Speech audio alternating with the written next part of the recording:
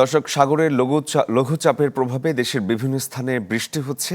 আবহাওয়া পরিস্থিতি সম্পর্কে আরো বিস্তারিত খবর জানাতে ভোলা থেকে এই মুহূর্তে আমাদের সাথে যুক্ত হয়েছেন সহকর্মী HM জাকির। ভোলার আবহাওয়া দেখতে পাচ্ছি বেশ বিরূপ বৃষ্টি হচ্ছে, সব মিলে কেমন যাচ্ছে আবহাওয়া?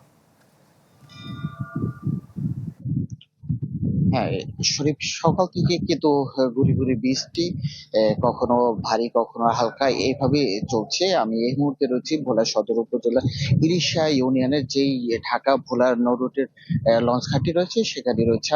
আমি যদি একটু দেখাতে চাই যে এখানে মেঘনা নদী খুবই উত্তাল দেখা যাচ্ছে। বৈরী আবহাওয়ার কারণে আকাশ খুবই মেঘাচ্ছন্ন, গুড়ি গুড়ি বৃষ্টি। অন্যদিকে আমরা দেখছি যে এখান থেকেই মূলত ঢাকা রুটে যে সকল লঞ্চগুলো আছে এই জায়গা থেকে চলাচল করছে। সেক্ষেত্রে আমরা দেখেছি যে ঢাকা রুটের লঞ্চ চলাচল অনেকটা স্বাভাবিক থাকলেও কিন্তু ভোলা লক্ষ্মীপুর রুটে যে সকল লঞ্চগুলো রয়েছে সেইগুলো কিন্তু বন্ধই রয়েছে। আমরা দেখেছি যে গতকাল কি লঞ্চগুলো দুপুরের পর থেকে বন্ধ করা হয়েছে। রাতে আবার বিআরডব্লিউটি এর পক্ষ থেকে কিছুটা ঘোষণা দেওয়া হলো যে লঞ্চ চলাচল স্বাভাবিক। মুহূর্তের মধ্যে আবার আবহাওয়া খারাপ হওয়ার সাথে সেই ক্ষেত্রে লঞ্চ চলাচল আবার বন্ধ করে দেওয়া হয়েছে। তাতে করে কিন্তু ভোলার লক্ষ্মীপুর রুট সহ ভোলার চট্টগ্রাম এবং ফেনী, নোয়াখালী ওইসব অঞ্চলের কিন্তু মানুষের চরম বিপাকে পড়তে হয়েছে, কেননা তারাও ওই রুটে যাতায়াতের একমাত্র মাধ্যম হচ্ছে এই মেঘনা নদী পাড়ি দিয়ে তাদেরকে যেতে হচ্ছে। কিন্তু আরেকটি বিষয় যেটি হচ্ছে যে এই রুটে ভোলা লক্ষ্মীপুর রুটে যে ফেরি চলাচল, যেগুলো বাস নিয়ে যে ফেরিগুলো যাচ্ছে সেই ফেরির মাধ্যমে ওই সকল মানুষ কিছুটা যাতায়াত করতে পারছে। অন্যদিকে ঢাকা রুটে যে সকল লঞ্চগুলো রয়েছে সেটি স্বাভাবিক থাকলেও কিন্তু বৈরী আবহাওয়ার কারণে আমরা দেখছি যে লঞ্চে যাত্রী কম, মানুষের মধ্যে ভয় ভীতি অনেকটা আতঙ্ক বিরাজ করছে। মোজো বিরাট কারবার। মোজো 1 লিটার ও 2 লিটার কিনে তুমিও জিতে নিতে পারো ফ্যামিলি কার, স্পোর্টস বাইক, টিভি, আইফোন ছাড়াও থাকছে লক্ষ লক্ষ নিশ্চিত গিফট।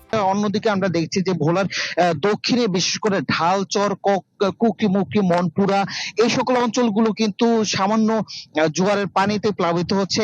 এখন নদীতে যে অবস্থা দেখা যাচ্ছে স্বাভাবিকের চেয়ে পানির পরিমাণ অনেকটা বৃদ্ধি পেয়েছে। তাতে করে আমরা গত রাতে শুনেছি যে ভোলার যে ঢালচর ইউনিয়নটি দক্ষিণে চরফেশনের, সেই ঢালচর ইউনিয়নটি অনেকটাই পানিতে প্লাবিত হয়েছে। সেখানে বঙ্গোপসাগরের সংলগ্ন ইউনিয়ন হওয়ার কারণে সেখানে পানিতে প্লাবিত হওয়া অনেক বাসাবাড়ি কিন্তু জোয়ারের পানিতে নিমজ্জিত থাকে। তাতে করে আবার ভাটা হওয়ার সাথে সে পানিগুলো নেমে যায়। একইভাবে কিন্তু পাশের ইউনিয়ন যে কুকরিমুকরি, সেখানে একই অবস্থা। মনপুরার বেড়িবাঁধ অনেক জায়গায় না থাকার কারণে নিম্ন অঞ্চল প্লাবিত হওয়ারও খবর কিন্তু আমরা পেয়েছি।